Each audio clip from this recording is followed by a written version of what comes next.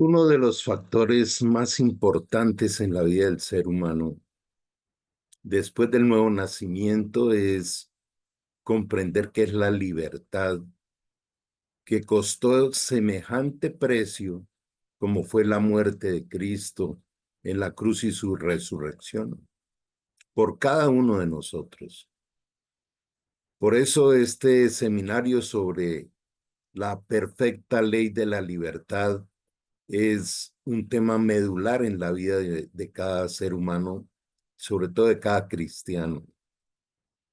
Es imposible ser cristiano sin ser libre y vamos a disfrutar de este tema. Pidámosle a Dios por ello.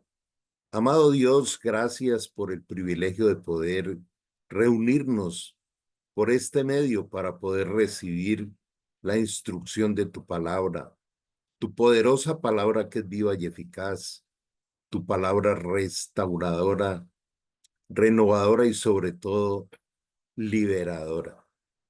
Abre los cielos sobre este lugar y sobre nuestra mente para poder adquirir la sabiduría que has alistado para cada uno de nosotros. Te mostramos nuestro corazón reconociendo, Señor, que nos falta demasiado, pero solo tú lo puedes hacer con tus manos de alfarero. Te pedimos, Señor, tu bendición, tu compañía, que nos maravilles con tus procesos transformadores que has prometido que terminarás en cada uno de nosotros. Todo esto te lo pedimos en el nombre de Jesús. Gracias, Señor. Amén.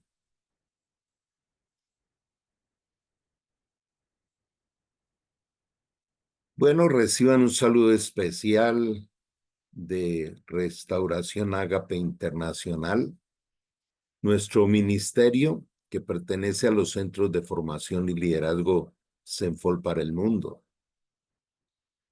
La perfecta ley de la libertad, primero, es perfecta y segundo, no es una teoría, es una ley. En el tema de hoy vamos a encargarnos de revisar la temática de la esclavitud proviene de la mente. Esclavo de lo que pensamos.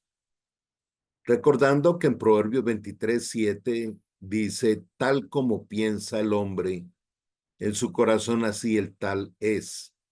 Somos lo que pensamos, pero vivimos tan distraídos en el corre-corre diario que no le hemos puesto el cuidado, la detención, el enfoque y darle prioridad a este tema que sin él es imposible vivir una verdadera espiritualidad y sin él es imposible hacer la voluntad de Dios.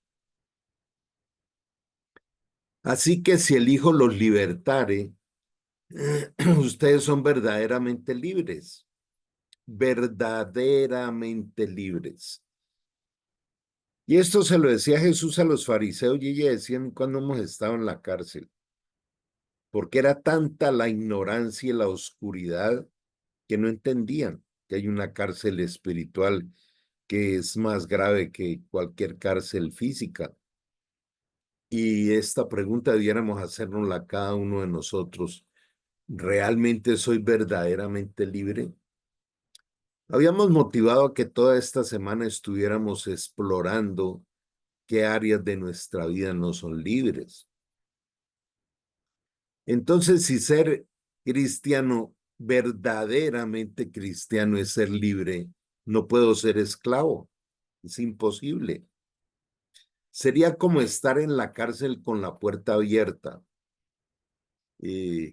No tendría sentido. Si Dios nos llama más que vencedores, ¿podríamos ser esclavos? ¿La esclavitud está dentro o está fuera? Estas preguntas nos llevan a profundizar el diagnóstico de una realidad.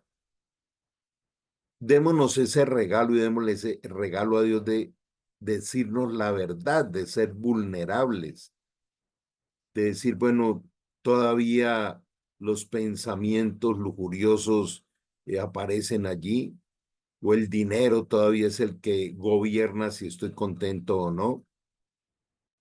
Todavía tengo conflictos y peleas con mi prójimo con frecuencia. Eh, es mirar qué me tiene esclavo. Aún hay una cárcel que es complicada. Bueno, toda cárcel es complicada, pero no puedo orar, me cuesta dedicarle tiempo a deleitarme estudiando la palabra de Dios. Son cárceles. Somos libres a través de su obra en la cruz y se recibe por fe. La libertad. Solo Jesús la entrega. Por eso Él es el libertador, el Rey de justicia. El justo por la fe vivirá, dice Romanos 1:17, y también está en Hebreos, en Habacuc. Es una forma de vida continuada y sostenible de la libertad al vivir en el Espíritu, como dice Romanos 8. O sea, al nacer de nuevo, al recibir a Cristo en el corazón y tener la gran experiencia del nuevo nacimiento, que es otra pregunta pertinente hoy. ¿Usted experimentó el nuevo nacimiento? Para los que están en Cristo, las cosas viejas pasaron y todas son hechas nuevas. Entonces, a partir de allí, vamos a estar constantemente en una guerra, en un campo de batalla que es nuestra mente, por conservar la libertad y no quedar atrapados. Es largo el desfile de tentaciones y de peligros, pero mientras caminemos en el Espíritu, en ese ejercicio diario de cuidar y mantener nuestra libertad, pues no vamos a volver a la esclavitud. Mas el que mira atentamente en la perfecta ley de la libertad y persevera en ella, ¿cierto? Vive enfocado en la ley de la libertad y persevera en ella, no siendo solo oidor olvidadizo, sino hacedor de la obra, de la palabra. Este le irá muy bien en la vida, vivirá la vida como una aventura buena. Este versículo es clave porque define la ley de la libertad como algo que no solo debe escucharse, sino también practicarse diariamente. La verdadera bendición proviene de poner en práctica la palabra de Dios. Otra pregunta para hoy. ¿Somos solo oidores o somos hacedores? Y nos deleitamos en la práctica de la palabra de Dios. Jesús contestó, les digo la verdad. Todo el que comete pecado es esclavo del pecado. Qué tremenda afirmación. Yo no puedo tener prácticas cristianas que se vuelven religiosas si no soy libre diariamente del pecado. Y no es por fuerza de voluntad, es por el poder del Espíritu Santo. Lo dice bien claro, 2 Timoteo 1:7. No te ha dado espíritu de cobardía para terminar rendido y atrapado por el pecado, sino de amor, de poder y de dominio propio. No se dan cuenta de que uno se convierte en esclavo de todo lo que decide obedecer. ¿A qué estoy obedeciendo? ¿A la pereza? ¿Estoy obedeciendo a la poca oración? ¿A nunca ayunar? En Mateo 6, cuando nos entrega el Padre nuestro, dice, y cuando ayunes. De manera que hay muchas cosas en las que nos vamos confrontando. La revisión de este tema me ha confrontado muchísimo. Y estoy orando y tomando decisiones para ir a otro nivel en la espiritualidad. Al que no perdona, mi Padre que está en el cielo tampoco perdonará, decía Jesús. Entonces, el no perdonar es estar en la cárcel del odio, del resentimiento. El no meditar en la palabra, recibir su revelación, el alimento del Espíritu, es vivir en la carne. Por ejemplo, Jesús nos dice, oren para que no caigan en tentación. Caer en tentación es volver a una esclavitud. Uno puede ser esclavo del pecado, lo cual lleva a la muerte, o puede decidir obedecer a Dios, lo cual lleva a una vida recta. No hay intermedios, no hay grises, no hay tibios, o se es o no se es. Dice aquí que en otro tiempo nosotros también éramos necios y desobedientes. Fuimos engañados y nos convertimos en esclavos del pecado, de las pasiones y los placeres. Nuestra vida estaba llena de maldad y envidia y nos odiábamos unos a otros. Uno de los grandes indicadores de la sabiduría satánica son las peleas, las contiendas, las disensiones, las depresiones, los desánimos, pero sobre todo las peleas. Recordemos lo que dice Santiago 3:13, que todas las peleas, contiendas, angustias y cosas semejantes son producto de una sabiduría animal, terrenal y diabólica. Tenemos indicadores por todos los lados para estar mirando, así como al conducir un auto hay una cantidad de señales de tránsito para conducir bien, así es la vida. Dios nos la llenó de indicadores, indicadores de lo alto, como dice en Jeremías. Pero si confesamos nuestros pecados a Dios, Él es fiel y justo para perdonarnos de nuestros pecados y limpiarnos de toda maldad. Entonces, la libertad es una limpieza diaria. Es el ejercicio de la limpieza diaria producto de un arrepentimiento sincero, de una confesión sincera, de decirle, Señor, no quiero más esto en mi vida, ayúdame. Y Él empieza su obra. Recordemos lo que Él le dijo a aquella mujer adúltera que querían apedrear. Le dijo, yo tampoco te condeno, vete, pero no peques más. Si esta es una orden de Dios, no peques más, es porque sí es posible no pecar más. Cada vez se peca menos cuando uno va creciendo hacia una madurez espiritual.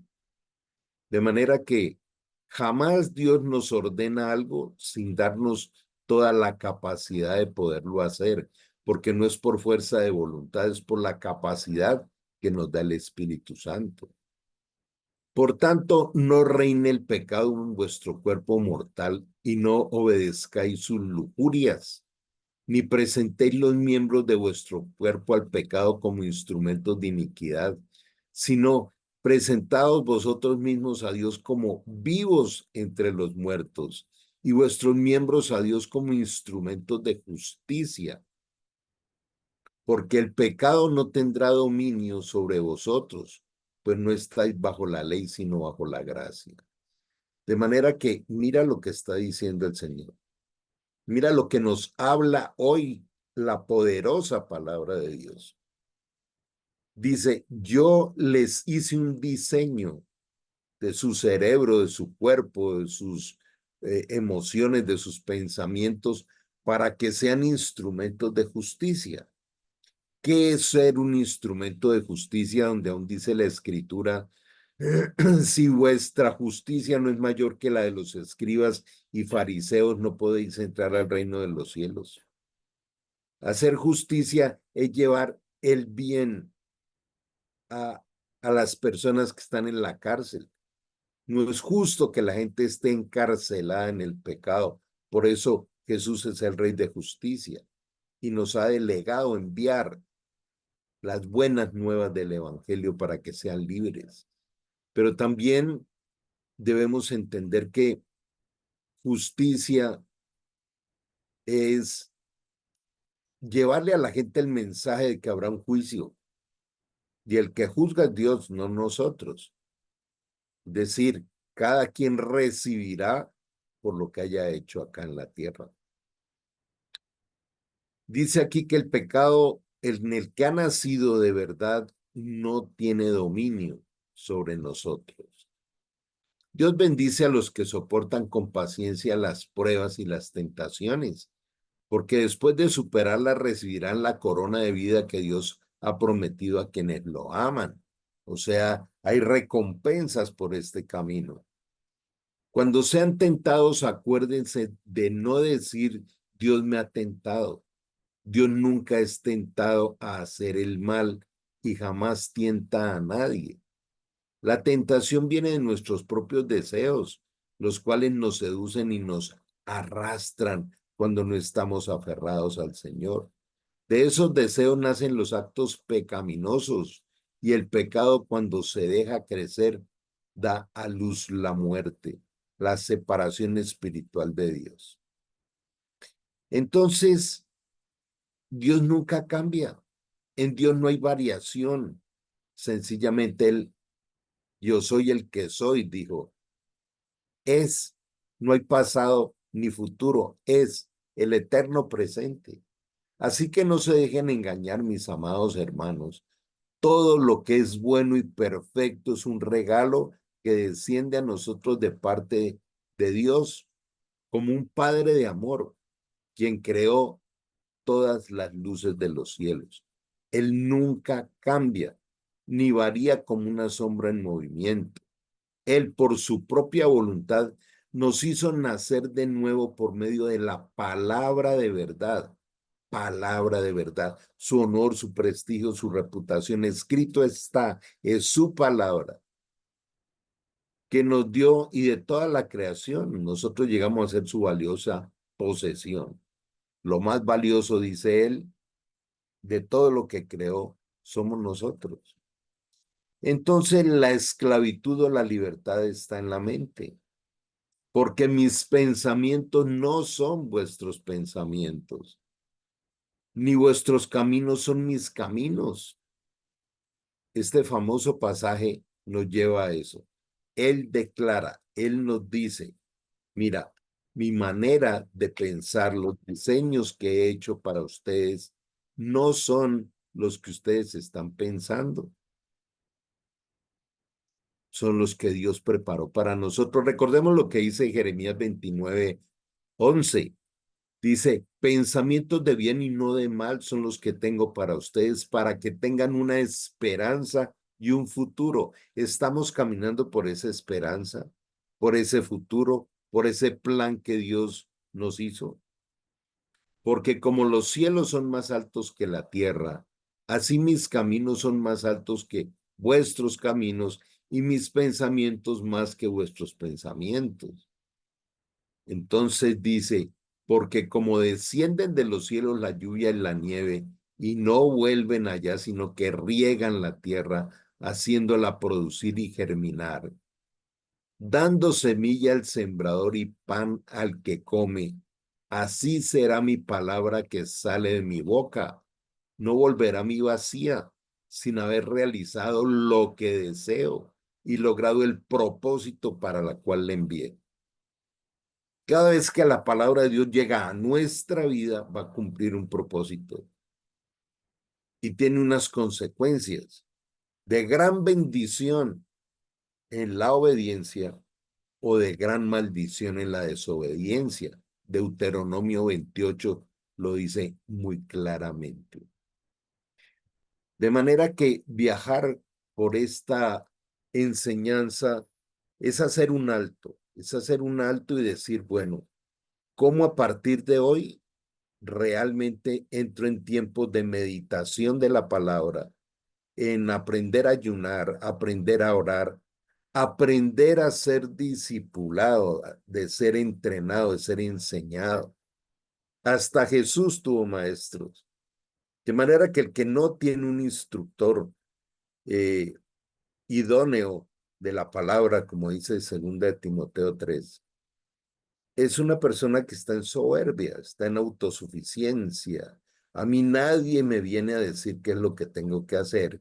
Y pues ese es el pensamiento satánico, la independencia de Dios. Dice en Juan 15:5, separados de mí, nada podéis hacer. Uno de los temas que me apasionan a mí es todo lo que habla del pensamiento. En Proverbios 4, del 4 al 7, dice que debemos adquirir sabiduría e inteligencia por encima de cualquier cosa. Isaías 26:3 dice que Él guarda en completa paz aquel cuyo pensamiento en Él persevera porque en Él ha confiado. En Filipenses 4:8 dice, y todo lo que es verdadero, lo que es amable, lo que es puro, lo que es justo, lo que es digno, si hay virtud alguna, si es digno de alabanza, en esto pensad. Siempre nos está diciendo, mira, es el pensamiento. Segunda Corintios 10:5 dice, derriba todo argumento que se levante en contra del conocimiento del Señor y llevando cautivo todo pensamiento a la obediencia a Cristo. Entonces, Dios nos da la capacidad a través del Espíritu Santo de poder manejar este gimnasio cerebral, que en muchos seminarios he enseñado. Se conoce que hay un promedio de unos 75,000 pensamientos por día que debemos administrar y manejar, que el cerebro Dios lo diseñó con una cualidad, una característica que se llama la metacognición, o sea, la capacidad de pensar en lo que pensamos y poder decidir qué hacemos con esos pensamientos. También eh, mm, nos nos damos cuenta o aprendemos de cómo el perdón genera una gran sanidad cerebral, un impacto a nivel de las neuronas. Algo que me ha apasionado es la salud mental, por eso me formé en esto también. Y obviamente todo lo hago con base bíblica, pero ¿cómo dedicarnos a pretender ser espirituales, pero haciendo la voluntad de las pasiones y las emociones? Y descuidando el cerebro y la salud física. Como dice 1 Tesalonicenses 5:23, y todo vuestro ser, espíritu, alma y cuerpo, se ha hallado irreprensible para el día del Señor. Entonces, la salud está basada en cuidar nuestro espíritu, nuestra alma, nuestro cuerpo. Y según ese gran mandamiento, el más grande mandamiento, en el cual reduce, sintetiza toda la Biblia. Amarás al Señor tu Dios con toda tu mente, con todo tu corazón, con toda tu alma, con todas tus fuerzas y al prójimo como a ti mismo. Nos está mostrando que la vida está basada en las relaciones, como en nuestra relación con Dios, la relación con los demás y la relación con nosotros mismos. Absolutamente todos los referentes de la historia de la humanidad basada en el cristianismo dejaron una huella impresionante de legado. El legado de ellos siempre hablaba de cómo eran sus experiencias con Dios. Usted podría escribir cómo son sus experiencias diarias con Dios. El mismo Jesús nos lo enseñaba. Dice, nada viene a mí si no me es dado por mi Padre. Todo lo que yo puedo hacer no lo hago yo, lo hace mi Padre a través mío. Y ese es el modelo. Dice en Colosenses que Jesús es la imagen visible del Dios invisible. Felipe le decía, Señor, muéstranos al Padre y esto nos basta. Y él dice, tanto tiempo he estado con ustedes y no conocen al Padre. De manera que no hay disculpa para no caminar hacia una transformación bien especial, una vivencia. Vamos a caminar unos cuantos domingos con toda esta enseñanza, pero le motivo mucho a que esta enseñanza sea la guía práctica de toda la semana. Démosle gracias a Dios, amado Dios, aquí estamos, entendiendo que eres soberano, entendiendo, Señor, que somos limitados, que somos seres humanos, que tenemos un paso efímero por la tierra, pero estamos aquí diciéndote, aceptamos tu voluntad. Toma nuestras manos, Señor, tú has prometido nunca soltarnos.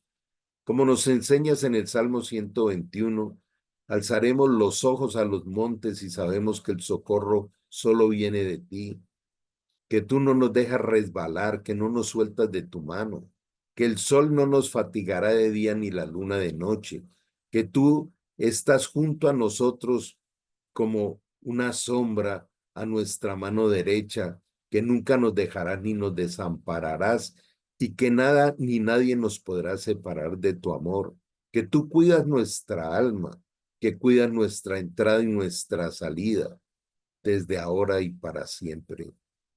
Gracias por tu amor y tu fidelidad. Oramos por cada hogar, por cada persona, por cada familia, ciudad o país. Y decirte, Señor, glorifícate en nuestras debilidades, como es tu promesa. Quedamos bajo tu bendición en el nombre de Cristo Jesús. Gracias te damos, Señor. Amén.